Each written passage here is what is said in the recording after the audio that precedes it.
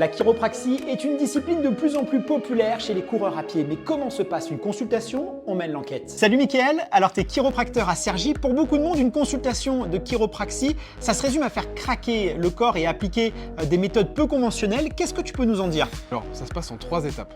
La première étape, on accueille notre patient, on apprend à faire connaissance avec lui, on lui pose des questions sur pourquoi il vient, son symptôme, sa douleur, qu'est-ce qu'il fait comme sport, quel métier il fait. Et avec toutes ces questions, on a une bonne idée déjà de qu'est-ce qui amène le patient et pourquoi il a cette douleur. Et donc, ensuite, la deuxième étape consiste à pratiquer un examen neuro-orthopédique. Donc en gros, c'est des tests qu'on va faire sur notre patient pour confirmer l'hypothèse diagnostique qu'on avait eue après le questionnement. Ça va être des tests de mobilité, d'amplitude de mouvement, des tests un peu plus techniques aussi, ça peut être taper un réflexe, qui va nous permettre de confirmer l'hypothèse diagnostique qu'on avait eue après le questionnement lors de la première étape. Et enfin, on passe à la partie traitement, où là on va venir manipuler le patient, mais pas que. Des craquements, parfois oui, parfois non, ça dépend du patient, de ses contre-indications éventuelles, de ses attentes aussi. Et la dernière étape,